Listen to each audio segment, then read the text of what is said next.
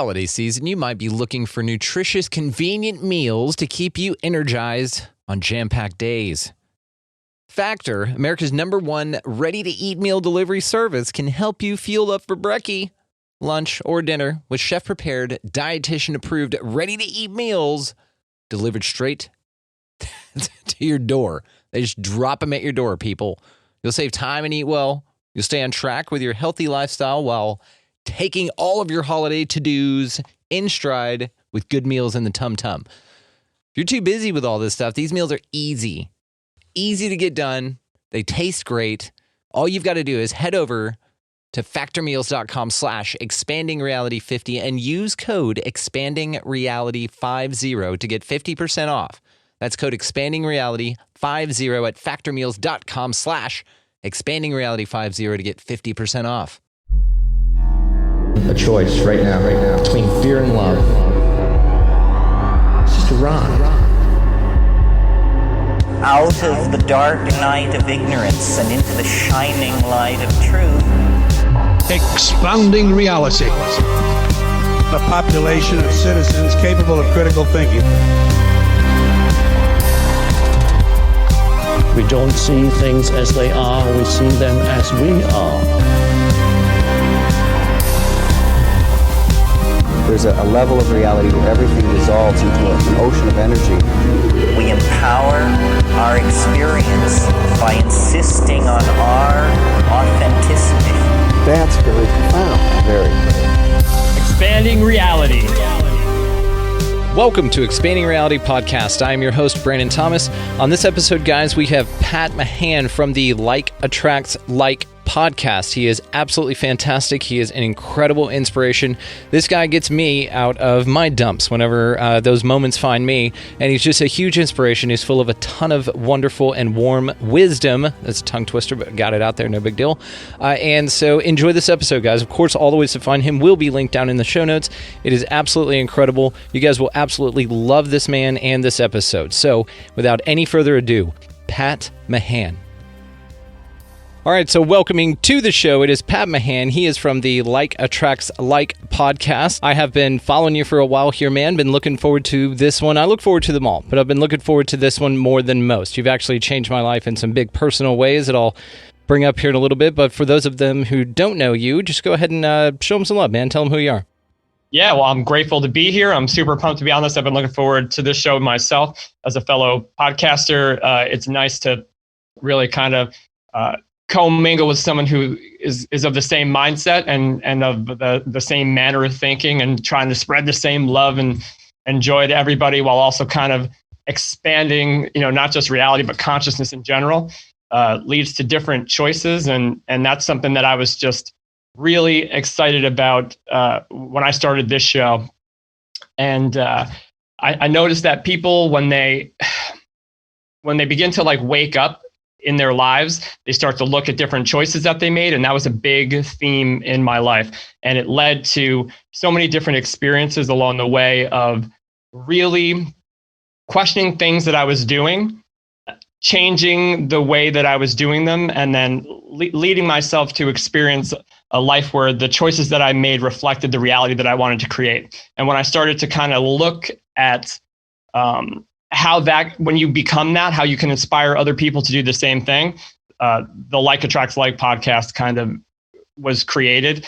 And from that point going forward, it's just kind of evolved and expanded. And I meet great people like you and really try to share and spread this message that people can wake up from the reality that they were living, question choices that they made, and through this conscious expansion of reality itself, you can more deliberately create a life that's in alignment with your heart instead of your, the projections from other people from the beginning of your unconscious life. So I've been fascinated by it by a long time, but I also have a personal story connected to it, as most people who are waking up do. And it's interesting how all this kind of unfolds, and how, again, the synchronicities of certain people coming into your life and allowing for conversations like this. Absolutely. And and so I call it the soul tribe. That's kind of like what I'm referring to all the guests that I've been meeting through synchronicities or through however, as well as that's my audience. If you're my audience, you're part of a soul tribe. We're working on t-shirts here, so that'll be fun. But synchronicities is how I found you. And of course, your like attracts like. I mean, it's perfect. It's because we are very similar in a lot of ways, man. And we're out here, like you said, raising the consciousness of humanity, and we're not forcing it upon people. We're just living as an example of how maybe you want to try it a little bit different. If you've been doing other things and you feel like you've either plateaued or you got stuck or you're heading down the wrong path, well, we're here to offer an alternative to that. Now, the personal story about how you've affected me is after we found each other and we connected, like I said, it's instant soul tribe, right? Yeah. From there, I started listening to your show, and they're very, like on this show, we have long form conversation. It's a medium form rather. And but you have these wonderful bite-sized ways of digesting this information. Now it's profound as hell. So I liken your show to The Four Agreements by Don Miguel Ruiz, right? So that book is only, 115 pages, double-spaced, half. I mean, it's small. You can digest it. Well, you can read it in 2 hours is how I'll put it. Digesting it is another thing, because just like your show, the content is so immense and so wise that really you've got to you take it in, and then you have to digest it, and you're like, damn, and then you apply it, and then you're like, wow. And so what you're able to accomplish in about 10 to 20 minutes with your show is fascinating to me. You've pulled me out of some rabbit holes, and I think I texted you one morning when I was having a particular rough one, and I was like, Pat, man, just wanted to thank you for your show, dude. I binged like 5 episodes, and it's funny because the next one that came up was exactly the one that I needed to hear. So I wanted to thank you, man, because you literally changed my day that day, which changed every interaction I had from that point forward. So you really actually impacted several lives, and that's what your show does, and you on your show. Well, I'm grateful for that. I really am. And to bring it back to, I think one of the most important things you just said is things come into your life at the right time. And I believe that's always, even when my mind is resistant to understanding or believing. And I get so excited, I get goosebumps, man, because it really does only take that one thing, and no one knows what it is. No one knows what it's going to be. But the one thing that I can pretty much guarantee is that if you allow it, it will come, it'll find you. And once you have that thing come in, and it creates that little shift, that little something, and really what's happening in that moment is your consciousness has been expanded in some way, shape, or form. If people, I'm sure if they're listening to shows like these, they understand the vibrational aspect of what's happening here. And if you can compare this shift in perspective in a quick moment, that something kind of causes you to look at something differently and change your vantage point on it, that allows for a raise in your vibrational connection to your internal and outer world as a mirror. And the second that happens and you perceive something a different way, this place shifts to mirror that. So just like you were saying when this happened, and I'm grateful that it was that episode. I'm so grateful that happened for you that way. But the next thing you said was the most important, is that it shifted the rest of your day. And it's interesting because I believe, like in the unconscious, I always compare things on the show to like the unconscious part of the journey and then the awakened part. But to be fair, you're constantly, kind of surging in and out of this to different degrees. And then also you're always, because we know how expansive this conscious experience can be, and we only have access to a certain degree of it in our regular lives, I believe, you know what I mean? But there are things that can affect it. The higher you go in consciousness, the more seemingly connected you are, not just to you and your heart center and this your own source of this connection that is here for you, but you're also connected to everything else as a unit. You feel more one with everything. You realize that everything is kind of the same. We're all the same. And when you feel the connection first and project it forward, everyone, we're humans, and the human, people forget that there's a being attached to that. You know what I mean? There's a human and then a being. We don't call anything a deer being or a bear being or a fish being. We're a human being. We have this self-awareness. And when we realize the connectivity of everything, your day changes. So I feel like the difference when someone calls it a conscious awakening or a spiritual awakening, or this expansive, reality shift, what they're doing is looking back in previous frames at all of the times that they didn't trust, didn't have faith, because that's what's happening when you're having a bad day, right? You're not allowing the moment. There's only love or fear, man. I firmly believe it as far as the emotions go. There's love or fear. So you're either allowing it or resisting it. Something in your story is causing this to happen. You believe something in the story of your mind more than you believe the connection to this source. And when you start to shift, I don't know if you ever read Outwitting the Devil, Napoleon Hill. I have not, He wrote Think and Grow Rich, but he also wrote another book that was just published kind of recently. It's called Outwitting the Devil. And it's basically just talking about, that voice that exists, like Eckhart Tolle would call it a pain body. Mm-hmm. So that energy that is inside of you that exists through a story that we've been telling ourselves for a long time. We identify with that story and we believe it's us, which means that we believe we're limited by it. So when you're having a bad day, so you woke up in a bad mood or a bad day, it happens, and that's part of the conscious, expansive, wave, if you will, continuously being in that state, allowing it, but then allowing something to shift your mood.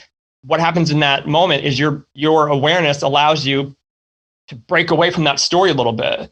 You know what I mean? Like to break out of it a little bit and just be like, no, I'm going to go do this now. And in the beginning, we believe it's just part of life. We believe that life is kind of happening to us, and we're waiting for something to happen to put us in a good place. We're waiting for something to happen to put us in a good mood and to shift our perspective.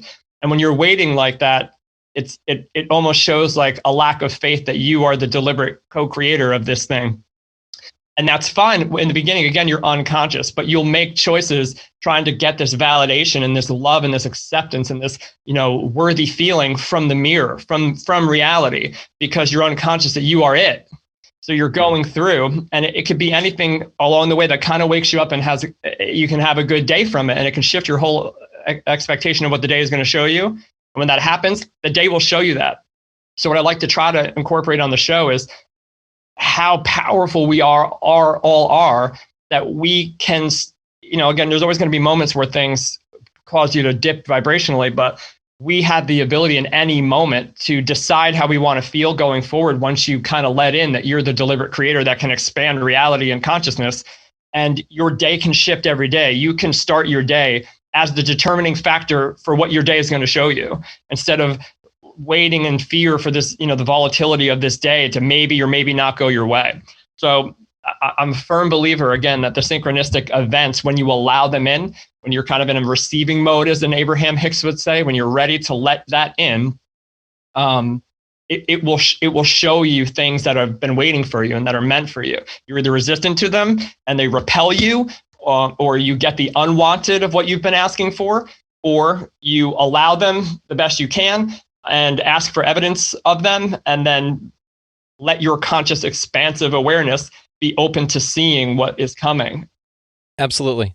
And one thing that I feel is important for the folks out there listening is to know that we have tricky times too. It's not all, we don't understand things 100%. We're open to new possibilities, but we're human beings, just like you said. And what I like about the human being part of it, but the word being is a verb. So it's a constant kinetic type of an energetic process that we are existing in a state of, not just, it's not a destination, it's a journey the whole time.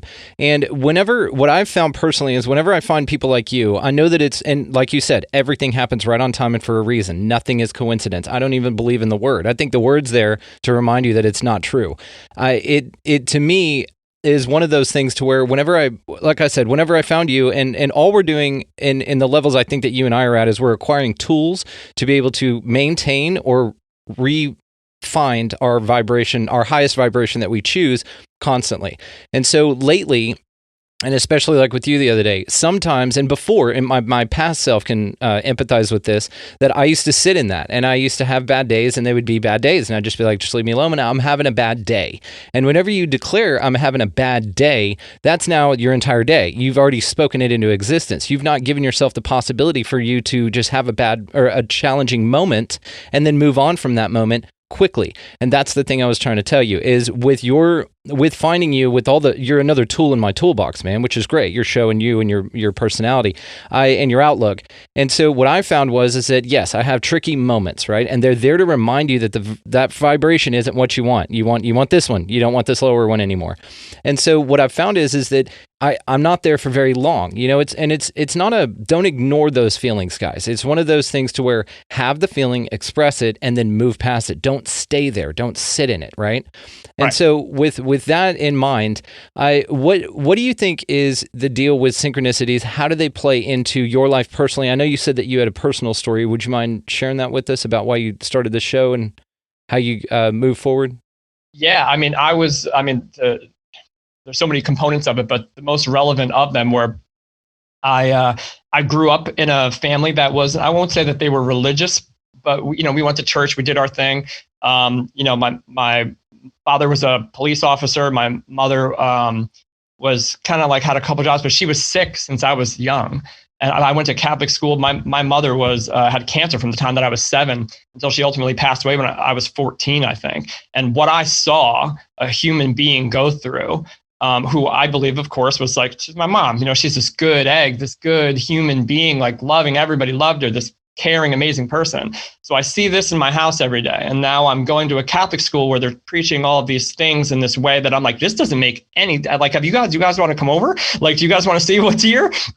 Like, how do you explain that? Like, this doesn't make any sense to me as a young kid. I'm like, it doesn't make sense. And from that point forward, I just, I questioned absolutely everything. And I was at a place where I remember how it all kind of started was seeing what I was seeing. I shifted away from believing all of that I was being taught in school. Like I had always questioned life and reality and, God and what they were talking about. But I very much was so angry that I blocked everything and everyone in my life. And the truth is, like, it came out in anger and it came out in frustration and it came out in rage sometimes. But the reality of it was I was terrified.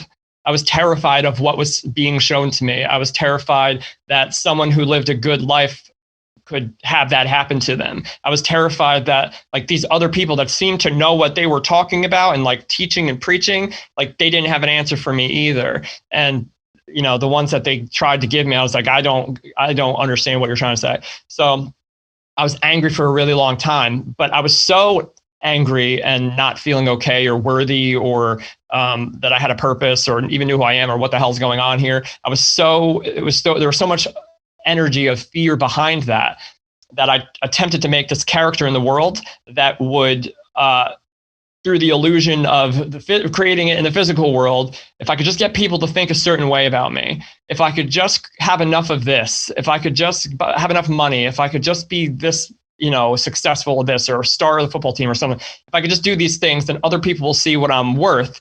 And then I won't have that, everything will make sense. I won't have that fear feeling anymore. I won't have that, worthless feeling anymore.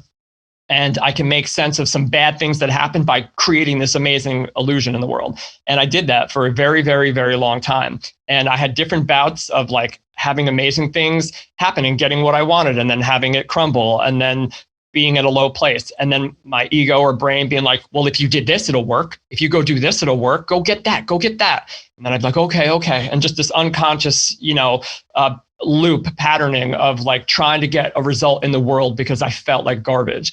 And I felt disconnected and I felt terribly, terribly afraid. And I didn't choose love or self-love or reality love in any of those moments because I was so angry. But I wasn't willing to go to the place where that anger lived, so you're saying, just to bring it back, that you sit in that emotion. We all have crazy days, crazy weeks, crazy months still. It doesn't matter, I believe, how expansive you get, how much your connection is amazing, your craziness can still come in. But I believe that it's always asking something more of you because you are asking more of yourself in the world. And the only way I feel also that you can grow and expand to the point where you know what you want to do and you are sure of who you are is to sometimes experience absolutely everything that you don't want to do and all of who you are not. And that's why I believe this hero's journey or the unconscious journey that a human goes through is sometimes containing so much what we define or label as suffering, so much of the unwanted or the not preferred, because we see examples of preferred and not preferred. We see people living the life we think we would want to live. And, we try to imagine our life through their eyes, and then that will satisfy us. So we try to go get it. But the reality is that every moment that you are making a choice of trying to believe something outside of you can complete you, and I believe it's by design, you're running further and further away from your heart center and yourself and your connection. Now, when you do that, you're still receiving synchronicities. You're still all these things that are happening that are like, what is that? Like getting hit with stuff. Like, what is going on? Those are still synchronistic events. Like, and that's a big thing I want to talk about, because like people are like, oh, synchronicities. I'm seeing 1111 and numbers line up, and I see this that I asked for, and I see this that I asked for. When you are making choices from fear in your life instead of like your inner faith and connection, you're still seeing synchronicities. They're just not the ones that you want to see. So all of these things that are lining up, you're always in alignment with something. So when I was going through the first part of my journey, I was seeing all these things not working out and not happening, and not giving me that feeling that I was searching for. And if I did, it was very short-lived. And what ended up happening was, through all of these times of trying to create this illusion to feel safe in the world, it all just, you might call it like a dark night of the soul, you probably heard, or like, just this absolute crumbling of everything that I had built from fear.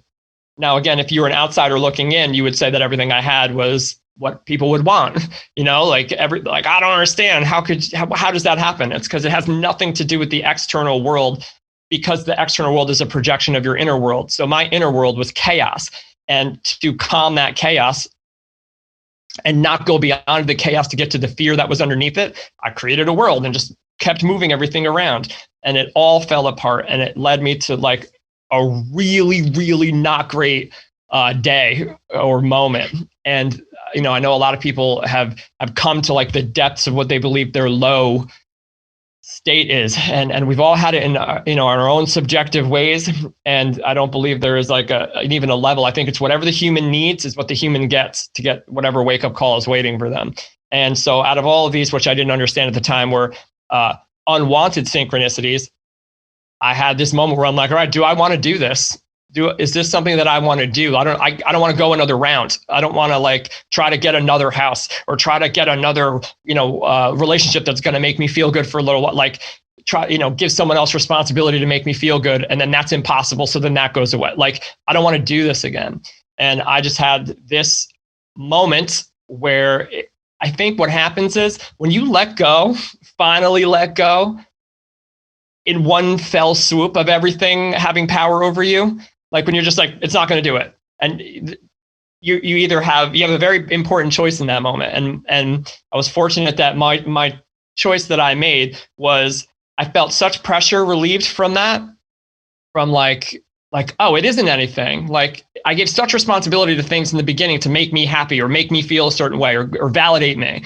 And then none of it can, and none of it did. And then once I finally accepted it, and my mind was like, all right, you're good. It was almost like, that's why when I say everything's by design, because we'd be here all day just to explain all of the things that I was unhappy with. But so to go from that and to have this place where finally, like, there was the most calming, gentle, unbelievable voice that I had never heard before in my awareness, that was like, are you ready? Are you ready now? Are you done? Are you done? And I was like, I'm done. And then I was so interested in what that was, that I had just been on a journey since to connect with it. And then that's where, you start reading. I'm definitely an autodidact. I'm sure you are, just reading and consuming information. I've been on a couple very expansive, I've had a couple very expansive meditation, experiences that I've done. I've done several different plant medicines that have reached, I can't even, no one could, so I can't. I'm not going to attempt to say that I can, but there is a different connection to a different expansive frequency of consciousness where everything seems to make sense. And although, I don't necessarily believe or think that you need to do something specific in the world to reach that, I don't think you need to necessarily, do DMT or have an ayahuasca ceremony in Costa Rica. I don't think you necessarily need that. So my goal is to try to get to that place and help other people see by raising the frequency of their own consciousness, however they are ready to make sense of their old story so that they can do something similar, which is begin the journey inside to connect with the source of this thing for them, because I believe we all have it. So when you can finally accept, like you said, like everything happens for a reason, and not care what your mind throws at you, like, well, what about this? Well, what about this? What about this? When you can just be like, I don't know why that happens myself. Like I could never, as a human with the access that I have. But I have been to places and I understand thoroughly that at those places, somehow it's part of it. And that's all I need to know. What do they say? All I know is I know nothing.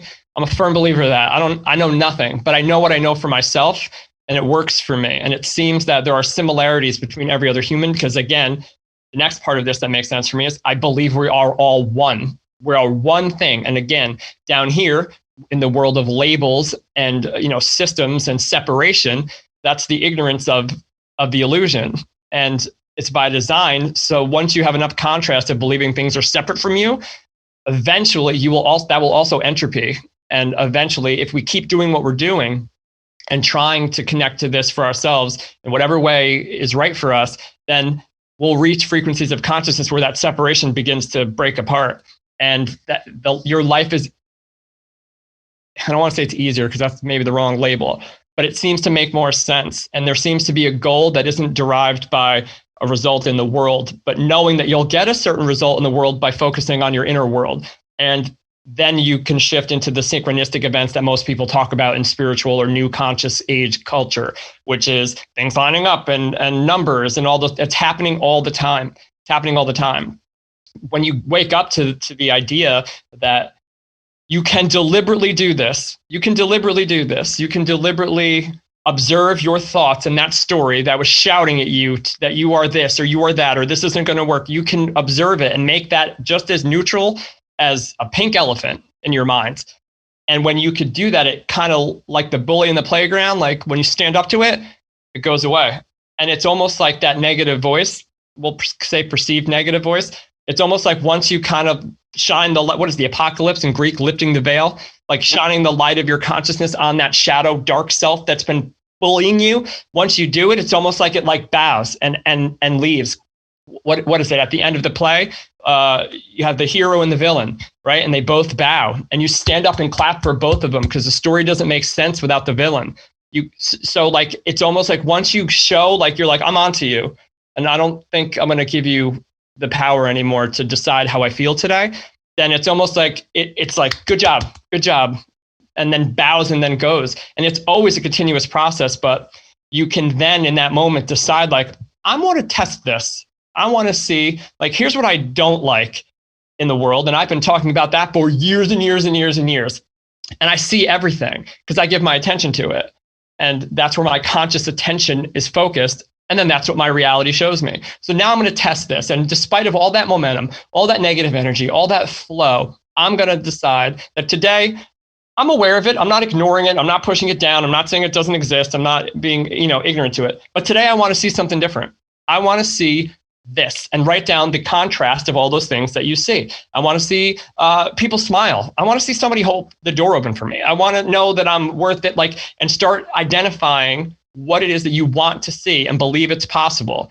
And your brain is designed to bring those things to your attention. So it really, all of these things, they're rooted in, what you could call like coaching or, psychology or this, but they're universally grounded in the energetic, expansive reach of consciousness that we're all a part of.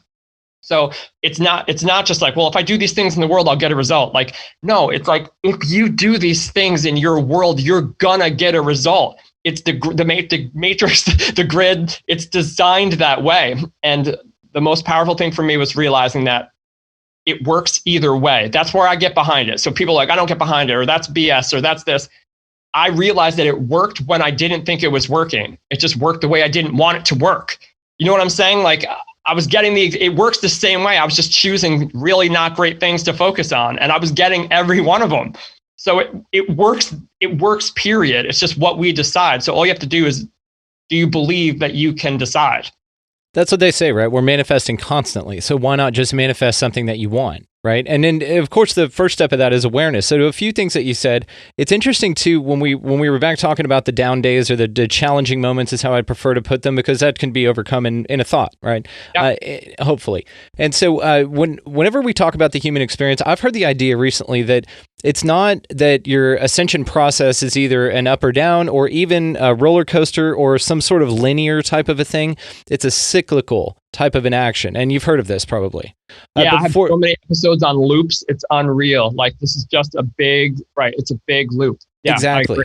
And so it's like, your great times and your high times prepare you mentally to want to stay there to battle the low times. Your low times remind you that top time needs to be, you got to be more grateful for it, right? And so, yes, and I'll definitely, again, link your show in the show notes down here, exactly how to find you and your show and everything. Because guys, I'm telling you, if you like this show at all, this dude has helped me tons and continues to do so. And so I'm grateful for our connection for sure. To another thing that you said about that, and you're right, I don't recommend psychedelics or plant medicines to everybody, but I will say it is kind of like, the way that I view it is, okay, if you've got such a challenging day-to-day that's been created for you, because that's your story, right? Your story, this all existed before you got here. You had really nothing to do with the way things operate. But it's so heavy, right? The weight of it is so heavy. You almost need a good cheat code, as I heard Kelly Hanner on my show put it. She wrote a book called Safe Travels about psychedelics. She's fantastic. You guys would get along great. I will. It's called Safe Travels by Kelly Hanner, Hanner. And I'll get you two connected because she would love you. And so she is absolutely wonderful. She has talked about her DMT experience as well. And the way that you put it when you struggle and you fumble, now you're incredibly articulate, far more articulate than I am. And you're very precise with your wording and you don't stumble very much. But it's funny because the one time I have heard you do it is when you attempted to describe your DMT experience. She did the exact same thing because she's the same way. But that's what's so wonderful and powerful about those experiences, right? Is because the human language doesn't do the experience justice. And so it's challenging to even articulate even a fraction of it, right? And even with some mushroom experiences that I've had, you can't really put it into words. And I love that there's a dual picture, and one of it's like a horse carved into this staircase, and it's all gorgeous and elegant, and it says like what my trip was like, and then it's like a My Little Pony duct taped to the side of the stairs, and it says how I describe my trip, and because it's like that, it's so juxtaposed to the actual experience that you can't really explain it. Now, to the point of synchronicities and negative synchronicities. Now, whenever you are creating your reality, you do find that you do create what you want. Now, there's a book called The War of Art. Have you ever heard of it by Stephen Pressfield? There's another one, Pat Mahan. Write it down. We're going to have several here. And I've got another guy, Mel Schwartz, I want you to get with now.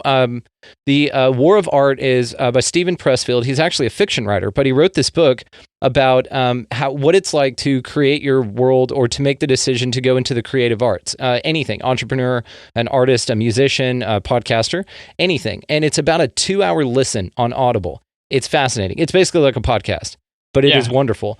So in there, he talks about a concept called resistance. And what I love about this is that he takes all of the things in your world, your unsupportive family, the challenges that you come across that are perceived obstacles in your way, all of these things, he puts it into one category and he calls it resistance. So basically you have a common enemy, and he talks about it. That's why it's called the War of Art. It's an enemy that you battle, and it's more fun to put it in that perspective because it's empowering, and it, like I said, it wraps it all up. And whenever because I listened to it, I didn't read it. So whenever I got a hold of that thing, it was actually recommended to me by a good friend, and I digested it. And it was incredible, man. And now I'm able to see all of these things as the resistance, and they are just resistance to you. Now, the interesting part and the more freeing part is the harder things get, the closer you are to achieving exactly what you're wanting. The resistance is going to go all in, and it's a dirty player, man. And it will go all in to try and prove to you that you're not worth it and that you shouldn't be doing this and to stifle your confidence. But the thing is go to Like Attracts Like podcast whenever you feel like that, and go ahead and just roll a couple of episodes, man, because every damn one of them is so empowering. And you have some great series and some master classes that you do with Gina as well that are fascinating, man.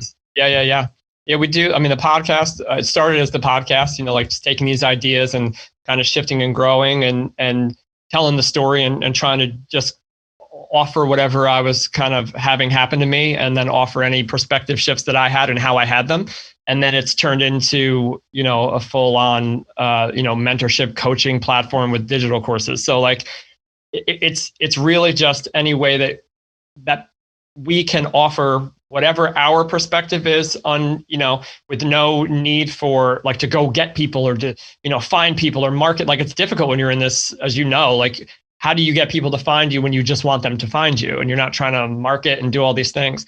So that's where trust comes in. And that's where a lot of, it's basically almost like very meta, right? Like, we have to use these exact same laws and energetic experiences of consciousness to do our own thing in the world. And it's so funny because even though we may be offering, I always like to say, like, I'm not teaching anything. Like, people are like, oh, you teach us. Like, we're not teaching anything. Like, you are remembering. Like, there's very little that I say that people are like, oh my God, I can't believe, like, they're like, that's right. You know what I mean? So it could give the perception that like people are teaching things, but we already have all this knowledge and connection. It's just how unconscious are you to it? And so, that was the whole gist of it. That was the whole point, to piggyback off of the resistance aspect of it. And this is just something that really, it helped me tremendously. And then it's also, I believe I've gotten good feedback on how it has been able to help other people shift when they're going through the worst of it, when you are in that place. And the quick things that I would just suggest or offer is that if you can do your best to be and again, it's all awareness, right? So when you're going through a really bad place and you're unaware of these things that we're talking about, or your connection, or these certain shifts that you can do or create, then you're just in it and you're connected to it. You're attached to it. You listen to the voice, you believe the voice, and there is no separation from what it says, and you just suffer. Now, what happens when you feel that way, when you feel connected to that suffering as a human, we try to get away from it. So that suffering and that pain and that resistance and that fear and disconnect, it's trying to tell you something. It's trying to show you through this suffering. We call it suffering. It's trying to show you that there's room for growth, and the direction that we're looking to grow is up and expand this expanded consciousness, right? So it's essentially it's trying to get you stronger in your connection. But if you believe you are it, then you'll run from it, which is resisting the growth also. So it's generated by fear. So when we feel that fear and that low shame, worth, anxiety, then we're like, I don't like this. And we start fidgeting and we start doing this and we start distracting. And then eventually it can lead you all the way to the craziest addictions that there are. You know what I mean? Like, I went through a 10-year period, like, addicted to the, like, to painkillers because I broke my leg. And I said I would never be, on that, never had that happen to me, but it was all trying to run from this thing that was surging inside of me from the beginning. It was like a teapot. So the first part that I would offer is that the louder the voices in your head that scream that, it's not going to be okay or you're not worth it, the louder that resistance gets. The one thing you said that was absolutely magnificent was sit with it. Sit with it. I don't care what you do, but sit with that and let it say what it needs to say. Let it purge how it needs to purge. I don't care if you're viscerally, violently shaking and withdrawing from whatever it's saying, because the reason it's still there is because you keep running from it, which continues to give the illusion that you believe it, which means that it gets power and it's going to chase you. So the more you try to run from that feeling, the more powerful it's going to get, the more powerful it's going to get. And I believe that we are manifesting the reality that based off how we feel. So your reality is eventually going to mirror that which you're holding inside. It's going to create a scenario in the world that you can't run from. Like, it created scenarios in my world that I couldn't run from anymore. I'm like, oh, I got to deal with this. I have to deal with this. But for the longest time, for years, I was just distracting and putting it away. So if you can sit with it for long enough, then the longer you sit with it, the less energy it will have. The louder it speaks, that means the more terrified it is. Yes. So the worst, yes. I know this is, trust me, I still get in this and I'm like, I almost don't believe it some days because I'm so in it. But I still know it's true that the louder it's screaming at you, the more things are like, what is going on? It really does mean, if you can ride this out, that this energy has to it doesn't have your attention anymore, and it knows it because you've been doing. It's usually people are like, Pat, I'm doing, this. I listened to this that you said, and we're working on this, and I've been doing it for 3 weeks, and everything has been amazing. I'm like, that's good. And then there's something I call the final boss. I have an episode called the final boss, and it's usually what it gets people because the final boss of this energy that is trying to get dissipated, that you're trying to let go of, is trying to keep you in it. Because if you don't give it your attention, it dies. Where like an ego death comes from, the ego identification of this thing that had power over you. So like you're waking up, you're meditating, you're listening to this, you're listening to your show, you're getting ideas, you're seeing that there's so much more out there, things are working, you're eating more healthily, and you're like, this is amazing. And then all of a sudden, like one day you wake up and you're like, I feel off. And then that day is ridiculous. That is you. People are like, I don't understand. If you can ride out that day or those days with the same faith that was used to create it. And I mean, it took faith to create a day that bad that tries to get your attention to get you back into that shit. So like, if you can ride that out and really just have trust and faith that like, okay, this is not as great as I would have liked, but it's just a last energetic surge to try to get your attention to pull you back down into the loop. So now imagine like, the spiral, the expansive, Fibonacci spiral. Imagine like, when that happens, you are moments away from popping out of that reality into the one where that shit doesn't affect you anymore. And if you can make choices through that, you will. It's a continuous process of this spiral. It's like a spiral and a loop at the same time.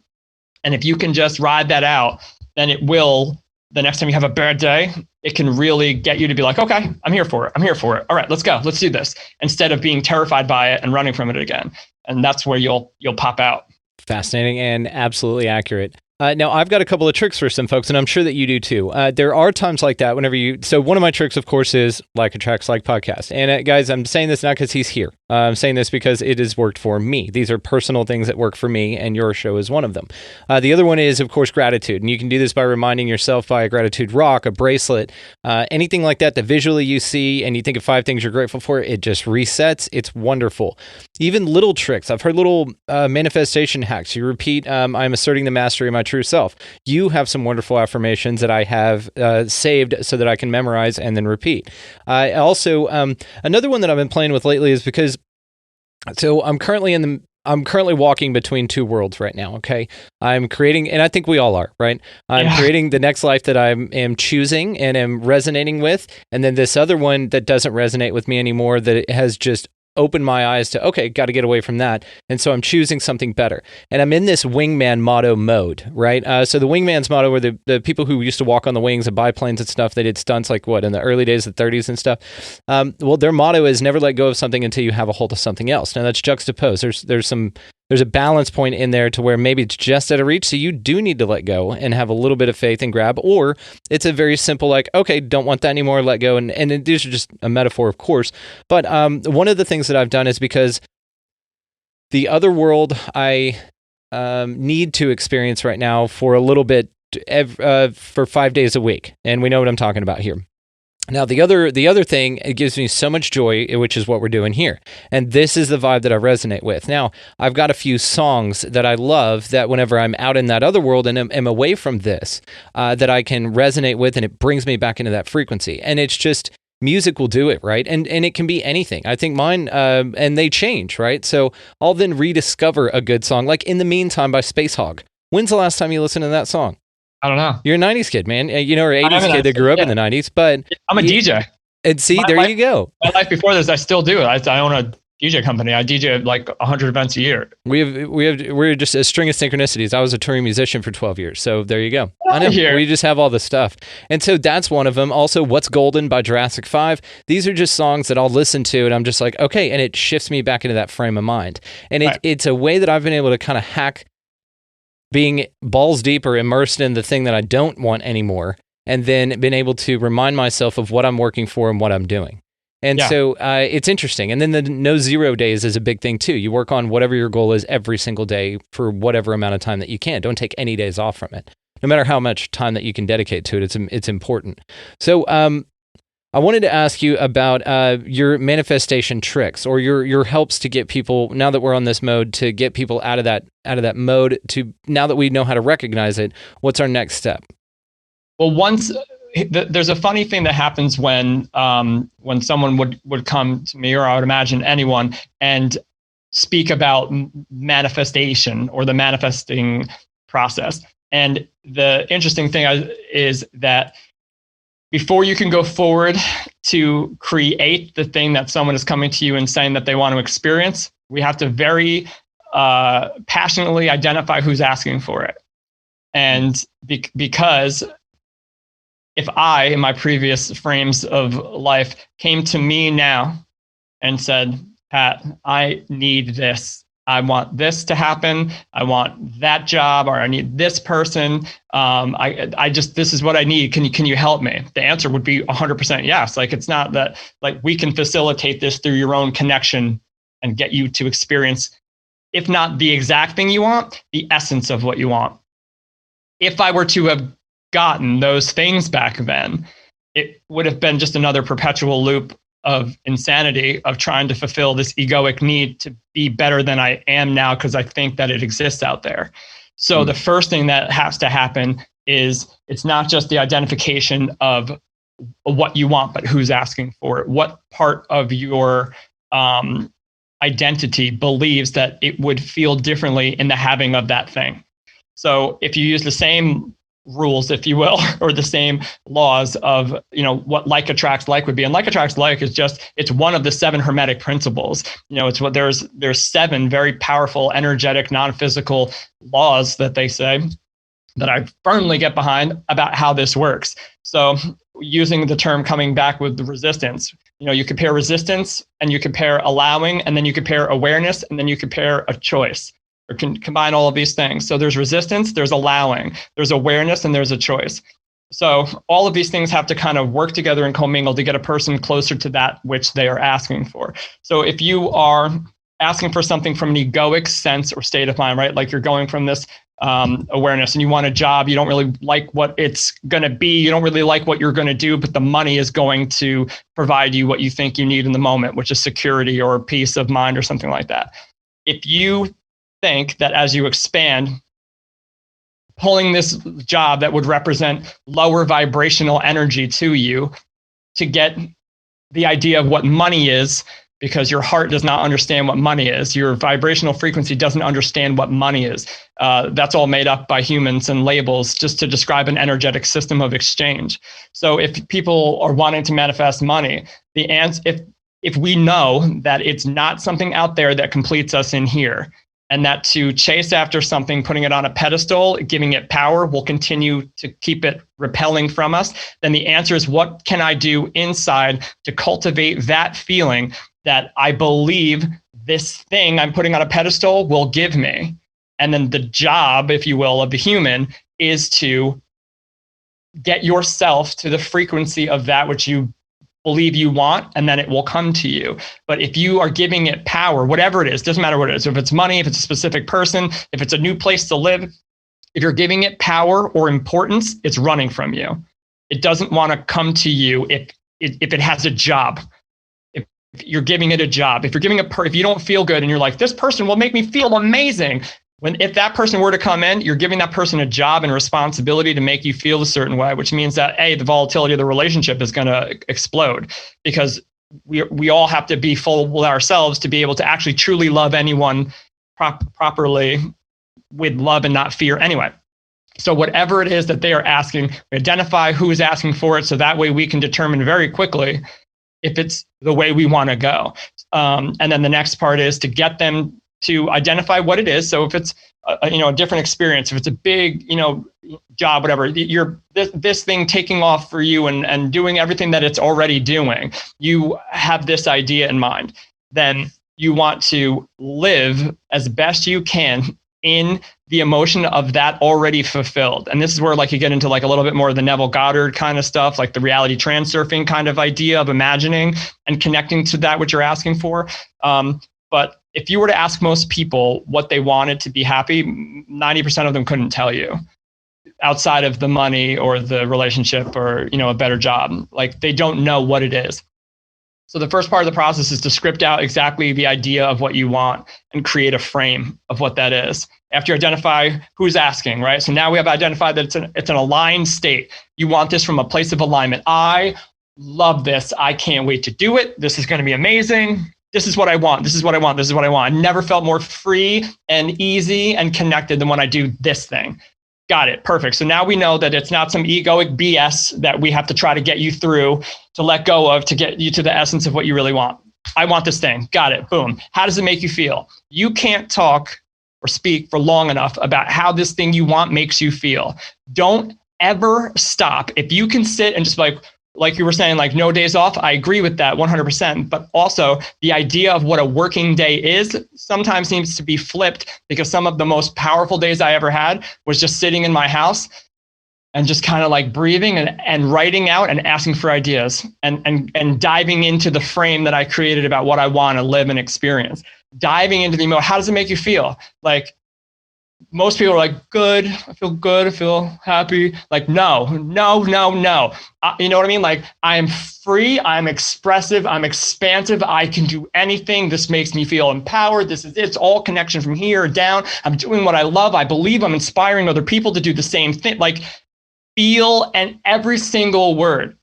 And while you're doing that, now imagine I say future, but that's not real, but the potential frame of your reality that you want to shift to, because everything exists, right? Everything exists now in potential, and all you have is now, and you are the result of multiple choices and manifestations from the day you were consciously conceived here till now.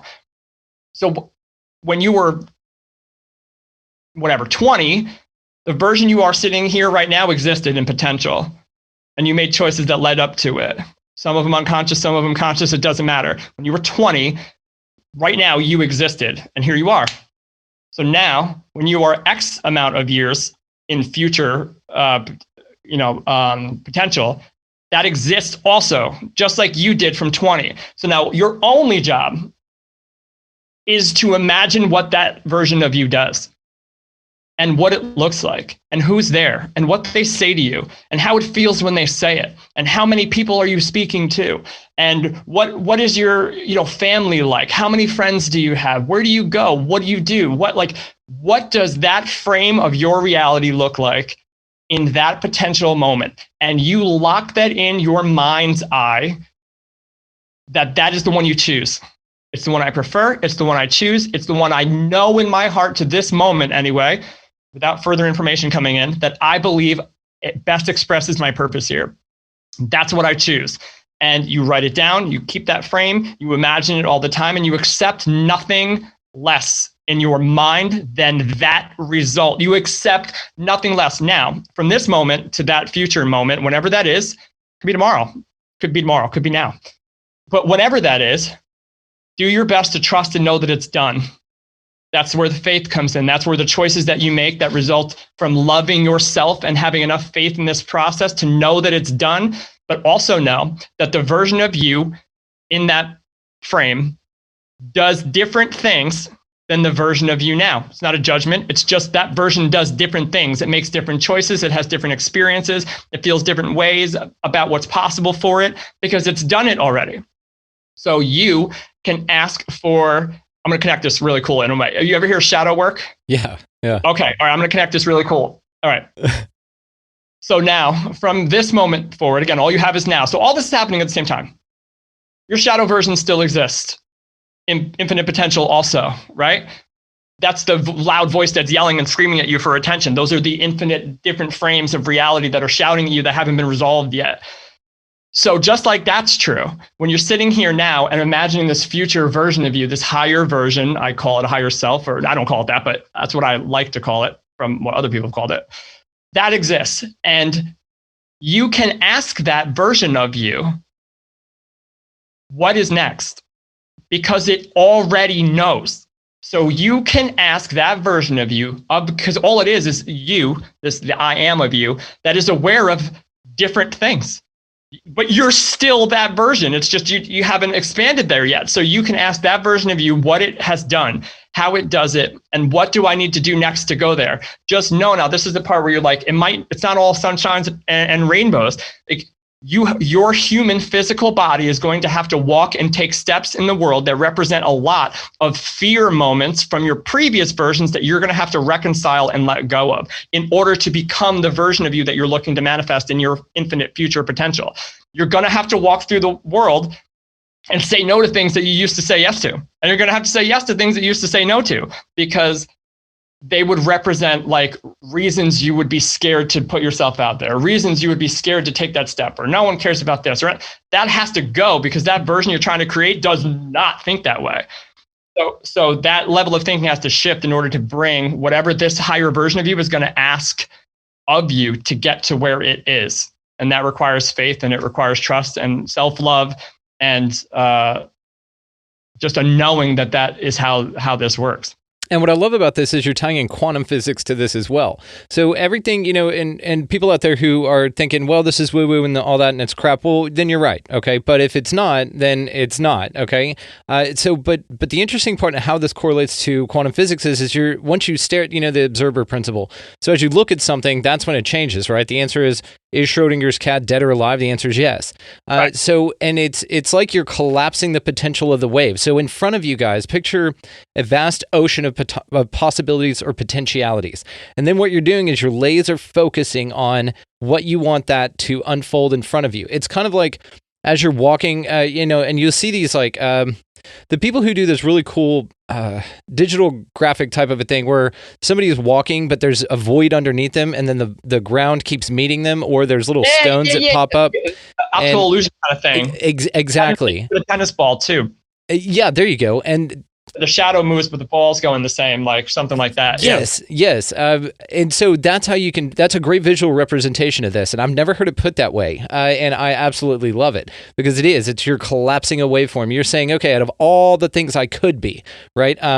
This is what I choose to be. So you're actually just taking the work out of the universe's ability or need to have to create something for you out of your choices, because you were going to do that anyway. You might as well create the one that you want. And it works with you resonating with that. And I do stuff, you could say future self, man, because we operate, even if under the illusion of a linear type of perspective. I say that all the time. I'll do something the night before and think, oh, my future self will thank me for that. You know what? My future self always thanks me for that. I say it sometimes all the time. Like, like if you put gas in your car before you have to go the next day. Exactly. Like, oh, my previous self was hooking my future self up. Like way to go, past self. Yeah. But it's fun. It's like a relationship, right? Now it's not that you're battling against either your past or your future self, because you understand that you are all of these things existing at the same time. You just need to slow it down to this vibration to be able to enjoy all the little steps along the way, because it is just a ride. It's a journey. It's an exciting thing that you are collectively creating. It's a participatory universe, and you're the one doing it, and it's beautiful. I got another book for you. The Particle Principle, The Possibility Principle by Mel Schwartz. I know that one. Oh, okay. I'm having him on here in a couple of weeks. He's wonderful.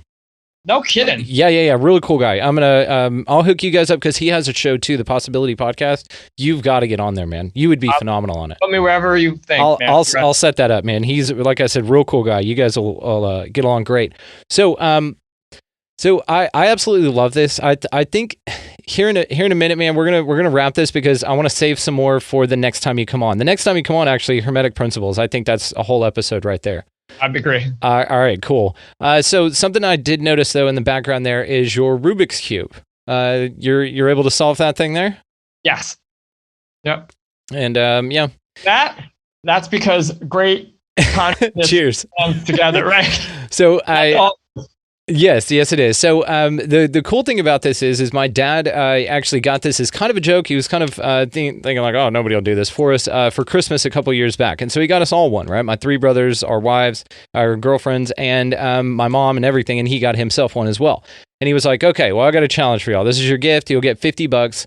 whoever can figure it out first. Okay.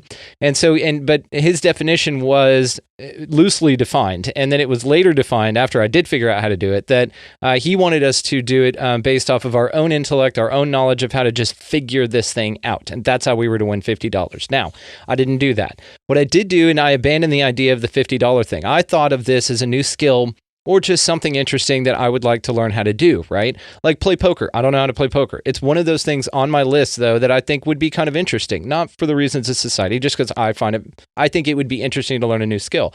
And so I'm challenging myself in new ways like this all the time. So what I did was I looked up a video against the rules, and I didn't care about that. It wasn't about that, right, at this point. Yeah.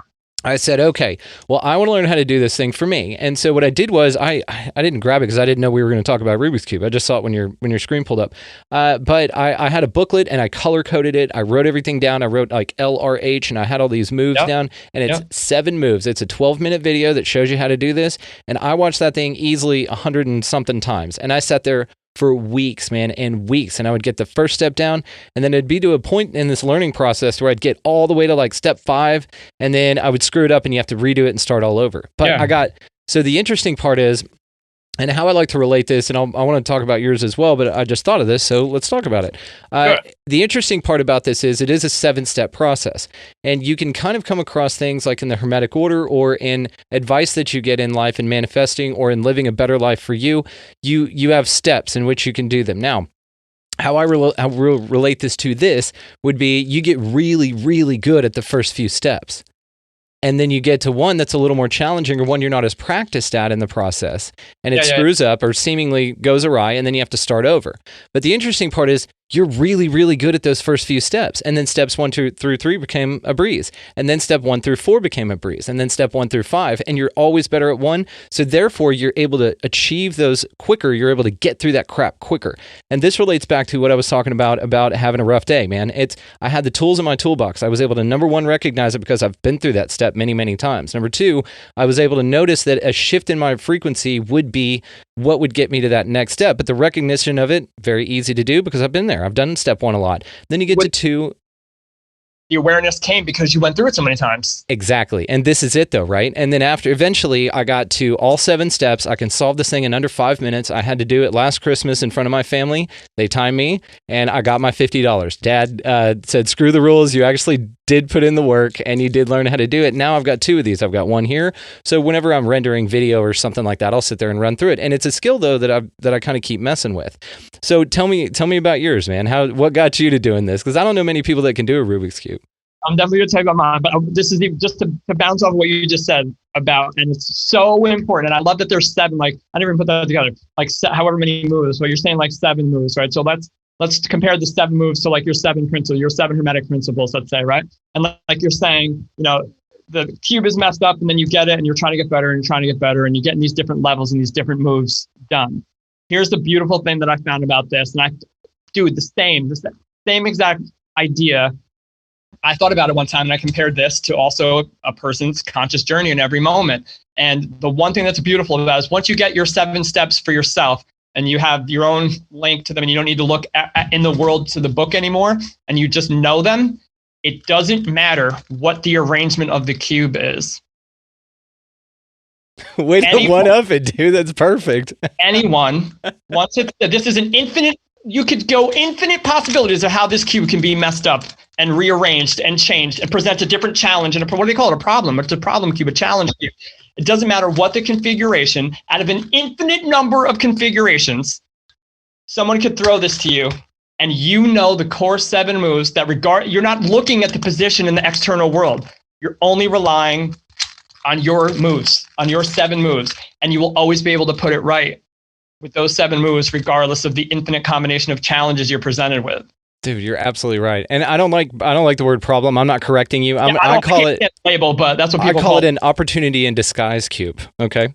But I love that you and I think, just came up with a dope metaphor for Rubik's Cubes and how to apply it to your life. And you're absolutely right on the mix it up thing, because when I would sit here on mushrooms every now and then, and I like to mess with this thing, and I would hand it to my wife, and she knows, I'll hand it to her. She just messes it up for me because I want her to mess it up, because I want to start. And now I'm asking her to challenge me to rearrange it in new ways. But yes, it's a brilliant observation you just made. Every time that you do it, you know the steps, no matter what the starting point, and you're able to reconfigure it.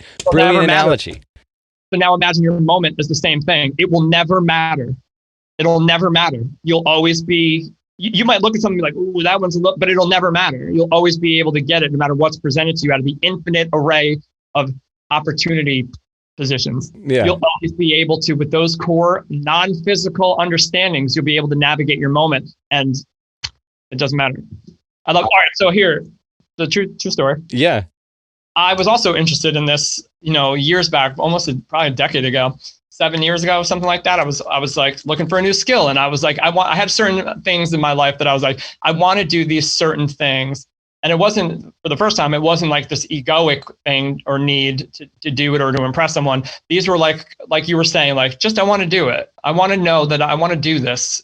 It was like the beginning of me beginning this relationship with myself, and not needing it to be this thing. And this was one of them. I wanted to do certain things. So I was like, I'm going to figure this thing out. And I must have studied, I don't know how long, and never got it. I mean, I was just looking at all of these things, and I would get it, and then I would go back to it and I'd forget it. And then I had a similar thought. I was like, once I learned it in layers, I'm like, once I learn each layer and the algorithms for each layer, I'll always know that. Like, I'll never not, once I memorize it, I'll always be able to solve the first layer of a Rubik's Cube. I was like, that's a big deal. And then I was like, I'll always be able to solve the second layer of a Rubik's Cube. Like, that's crazy. And then I just kind of kept going and going. I never got past the second layer, but I studied the algorithms, like you were saying, the L, R, R2, whatever. I studied them forever.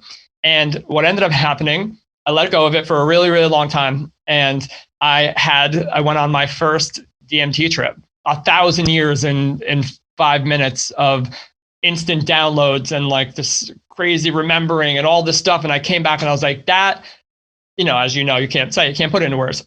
And the next day, or however long, that week or something like that, I just had the inkling to pick this thing up, and I solved it my first time. So it was literally like, whatever happened up there allowed me to remember the year of studying that I did, and let go of all the frustration and all the need to do it. And yeah, I was like, I think I remember what to do there. And I just did it, and I've been able to do it ever since. So that's my story of how I remembered how to do a Rubik's Cube. That is so cool, because everything you learn, you're only remembering, right? As a Black Alicious song, what was it? First in Flight, Black Alicious. Fantastic. I'm sure you're familiar. Okay. We're just like the same person. I mean, you're better looking than me, but we're the same damn person, man. And I love it. Man. I think you're a handsome dude. Well, thank you. Well, I tell you what, man. Let's cap it here, because we do have so much more to talk about in the future. I cannot wait to do this again. You will definitely be a reoccurring Soul Tribe, and I appreciate that if you'll have me. Oh my God. Okay, well, I wanted to end on one thing. So let the folks know where they can find you. I will be linking any of this in the show notes, just in your own words. Yeah, you can find the podcast at podcast.com. You can find me on Like Attracts Like Evolution, and anywhere you listen to podcasts, iTunes, iHeartRadio, Spotify, you name it. Yep, YouTube's kind of, it takes a while, but it's growing there too. So we're doing videos on YouTube also. And they're great, and you're awesome. So I wanted to let you know too that you've inspired me for my Halloween costume this year. This is going to be ridiculous, heads up. So I'm going to do Pac-Mahan, and what I am going to do is I'm going to dress like Pac-Man and just go around being inspirational AF all night. That's what I'm going to do. Please send me a video clip of this. I love it. Awesome. Okay. Well, Pat, I can't thank you enough, man. This was wonderful. Let's do it again soon. Thanks for having me, and I can't wait to come back. Beyond grateful to the great and powerful Pat Mahan for spending some time with us on the show today. How cool is that Rubik's Cube thing, huh? That just happened organically. That's what happens when like attracts like, right? Speaking of that, his podcast will be linked in the show notes, guys. Go down there and check that out, or anywhere podcasts are served. I'll have a couple of links down there for y'all to pick from. Other than that, guys, for this show, you can find us at expandingrealitypodcast.com. toolbox.com. That is where the links to all of the socials, your Facebooks, YouTubes, Twitters, Instagrams, all that good stuff.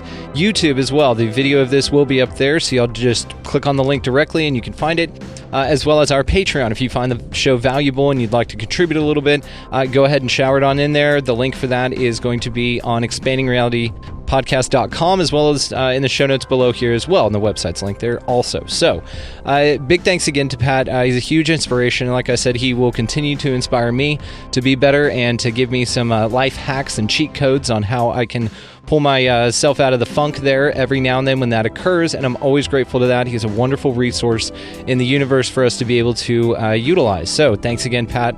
Beyond grateful, and we will have him back on, guys. So this week, ladies and gentlemen, you know what I'm going to say. Go ahead and pick up a piece of litter if you see it. Go ahead and smile at a stranger. Like Pat said, man, just a smile. That makes somebody's day more than you know. It really does. Hold a door open for somebody. Buy a meal for a stranger. Go ahead and get out of that left-hand lane while we're at it. You know, if you're on this train of doing amazing stuff, get out of the left-hand lane. It's a pain in the ass. Other than that, guys, you guys just embark on your journey. Go out into the universe and just be good to one another. Thank you all so much for listening. We'll see you next time.